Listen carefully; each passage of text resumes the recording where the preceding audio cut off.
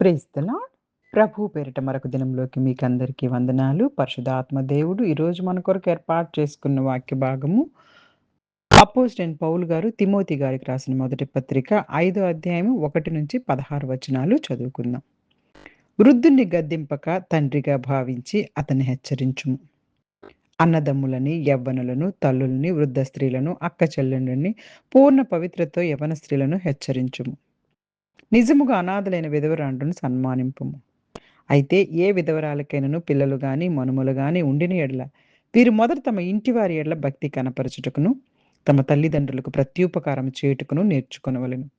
ఇది దేవుని దృష్టికి అనుకూలమై ఉన్నది. అయితే నిజముగా అనాథైన విధవరాలు ఏకాకి ఉండి దేవుని మీద తన నిరీక్షణ ఉంచుకొని విజ్ఞాపనల యందు, ప్రార్థన యందు రేయింబగలు నిలకడగా ఉండును. సుఖభోగముల యందు ప్రవర్తించినది బ్రతుకుచుండియు చచ్చినదై ఉండును. వారు నిందారహితులై ఉండునట్లు ఇలాగ ఆజ్ఞాపించుము. ఎవడైనను స్వకీయులను విశేషంగా తన ఇంటి వారిని సంరక్షింపకపోయిన ఎడల వాడు విశ్వాస త్యాగం చేసిన వాడై అవిశ్వాసి కన్నే చెడ్డవాడై ఉండును. 60 ఏండ్ల కంటే తక్కువ వయసు లేక ఒక పురుషునికి భార్య సత్క్రియలకు పేరు పొందిన విధవరాలు పిల్లలను పెంచి పరదేశులకు ఆతిథ్యం ఇచ్చి పరిశుద్ధుల పాదములకు కడిగి శ్రమపడు వారికి సహాయం చేసి ప్రతి సత్కార్యము చేయబూనుకునిందైతే ఆమెను విధవరాండ్ర లెక్కలో చేర్చవచ్చును. యవ్వనస్తులు విధవరాండ్ర లెక్కలో చేర్చవద్దు. వారు క్రీస్తునికి విరోధంగా నిరంకుశులైనప్పుడు తమ మొదటి విశ్వాసమును వదులుకొనిరనియు తీర్పు పొందిన వారే పెండ్లాడగోరుదురు. మరియు వారు ఇంటింటా తిరుగులాడుచు బద్ధకరాండ్రగుటకు మాత్రమే కాక ఆడరాని మాట్లాడుచు వదరుబోతులను నరుల జోలికి పోవారినొకటుకు నేర్చుకుందురు. కాబట్టి యవ్వన స్త్రీలు వివాహం చేసుకుని పిల్లలను కని గృహ పరిపాలన జరిగించుచు నిందించుటకు విరోధికి అవకాశం ఇవ్వకుండవలని కోరుచున్నాను. ఇంతకుముందే కొందరు త్రోవ నుండి తొలగిపోయి సాతానును వెంబడించిన వారాయిరి. విశ్వాసురాలైన ఏ స్త్రీ ఇంటినైనను విధవరాండుండిన ఎడల సంఘము నిజముగా అనాథలైన విధవరాండ్రుకు సహాయం చేయుటకై దాని మీద భారం లేకుండా ఆమెయే వీరికి సహాయము చేయవలెను. హల్లెలూయా, హల్లెలూయా.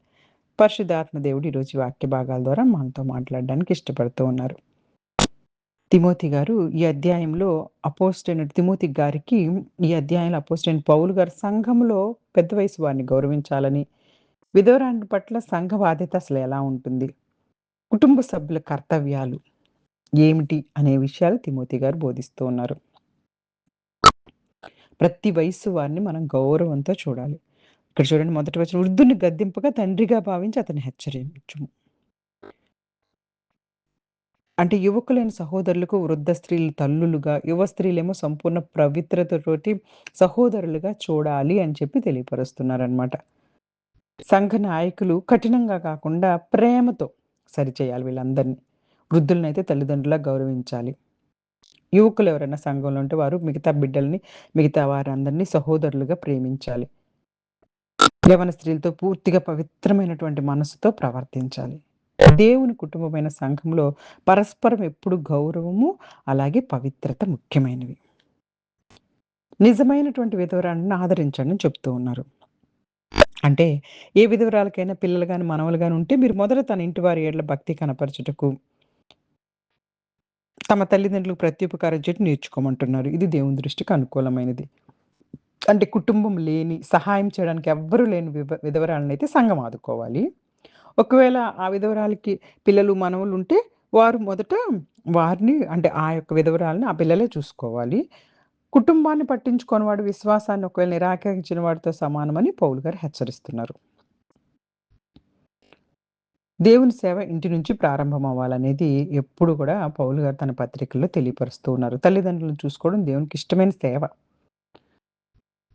సంఘ సహాయానికి అర్హురాలైన విధవరాలు ఎవరో కూడా దేవుడు తెలియపరుస్తూ ఉన్నారనమాట. ఇక్కడ పరిశుద్ధాత్మ దేవుడు కనీసం 60 సంవత్సరాలు వయసు కలిగినటువంటి విధవరాలయ్యి తన భర్తకు ముందుగా, అంటే 60 సంవత్సరాల జీవితంలో భర్తకు విశ్వాసంగా జీవించి మంచి క్రియలు చేసి పిల్లల్ని పెంచి వారిని కూడా దేవునిలో పెంచిన యొక్క మంచిలో పెంచి ఉండాలి. అతిథులను కూడా ఆదరించే స్వభావం కలిగి ఉండాలి.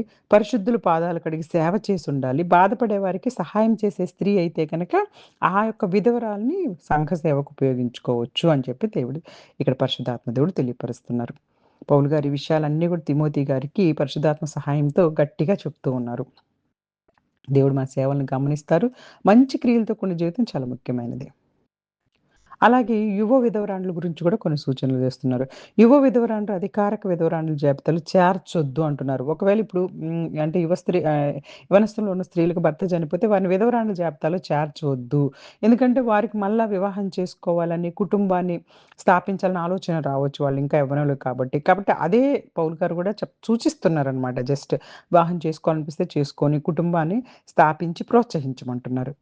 లేకపోతే ఈళ్ళు పని లేకుండా తిరుగుతా, ఇతర విషయాల్లో జోక్యం చేసుకుంటా, ఇలాంటి వాటిల్లో ఉంటారు.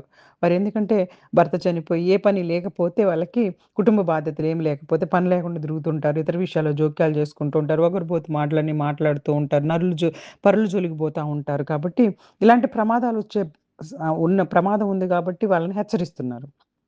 ఇది నిజానికి అన్ని కాలాలకు వర్తిస్తుంది అనే సాధారణ ఆజ్ఞ కాదు గానీ, అప్పటి ఎఫెసీ సంఘ పరిస్థితులకు అనుగుణంగా పౌలు గారు తిమోతి గారినైతే మరింతగా హెచ్చరింపజేస్తుంది దేనికంటే, తిమోతి గారు పౌలు గారు స్థాపించిన ఎఫెసీ సంఘానికి కాపరిగా ఉన్నారు. సంఘ కాపరిగా. కాబట్టి అక్కడున్నటువంటి సమస్యలు ఎక్కువగా అంటే ఆ సమస్యలకి పరిష్కారాలు చూపిస్తూ ఉన్నారనమాట. ఒకవేళ ఏ విశ్వాసికైనా విధవరాండ్ర బంధువులుంటే అంటే ఒక విశ్వాసి ఆమె విధవరాలే. కానీ ఆమెకు బంధువులుంటే వారే వారిని పోషించాలి. సంఘంపై భారాన్ని వేయొద్దన్నారు. కానీ ఎవ్వరు లేకపోతే మనవళ్ళు, మనవరాలు ఎవరు లేకపోతే మాత్రం ఆ విధవరాండ్రు మాత్రం ఖచ్చితంగా సంఘం పోషించాలని చెప్తున్నారు. కుటుంబ సభ్యులు తమ బంధువులను చూసుకోవాలి. అప్పుడు సంఘం నిజంగా ఆధారం లేని విధవరాండ్రికి సహాయం చేయగలదు. కుటుంబ బాధ్యతను నిర్లక్ష్యం చేయకుండా సంఘము అవసరమైన వారికి ఉపయోగించాలి. ఈ భాగంలో ముఖ్యమైనటువంటి విషయాలు మనం ప్రతి ఒక్కరిని వృద్ధులను ఎలా గౌరవించాలి, వృ అలాగే విధవరాలను ఎలా గౌరవించాలి, యవ్వన స్త్రీలు ఏ విధంగా బ్రతకాలి, ఒకవేళ యవ్వన స్త్రీల్లో ఎవరైనా సరే విధవరాండ్లై ఉంటే వారెలాగా సంఘానికి ఉపయోగపడాలి, ఇవన్నీ కూడా పౌలు గారు ఇక్కడ చక్కగా తెలియపరుస్తున్నారు. మంచి క్రియలు దేవుని దృష్టిలో ఎంతో విలువైనవి. ప్రతి విశ్వాసి తన కుటుంబ బాధ్యతలను నమ్మకంగా నిర్వర్తించాలి. హల్లెలూయా! హల్లెలూయా! ఈ వాక్య భాగాల ద్వారా మనకి నేర్పిస్తున్నటువంటి వాక్యాన్ని బట్టి, ఈ దినం మనం చేయాల్సిన ప్రార్థన ఏంటంటే, పరలోక తండ్రి, ప్రతి మనిషిని ప్రేమతో, గౌరవంతో చూడగల హృదయాన్ని మాకు అనుగ్రహించయ్యా. మా కుటుంబ బాధ్యతలు నమ్మకంగా నిర్వహించే జ్ఞానాన్నివ్వయ్యా. అవసరంలో ఉన్నవారిని ఆదరించే కరుణను ప్రసాదించు. నిజంగా అవసరంలో ఉన్నవారిని, నిజంగా వారు మంచి మనసు కలిగిన వారికే మేము ఇవ్వగలిగిన అవసరాన్ని మా యొక్క జీవితాల ద్వారా చేయడానికి సహాయం దయచేయి. నా జీవితం మంచి క్రియలతో నిండి ఉండి, నీ నామాన్ని మహిమపరిచినట్లు నన్ను నడిపించమని యేసుక్రీస్తు వారి నామంలో మనం ప్రార్థించే వారిగా ఉండాలని కోరుకుంటూ, చిన్ని వాక్యాన్ని దేవుడు ఆశీర్వదించి దీవించును గాక. Amen. God bless you all. God bless you all.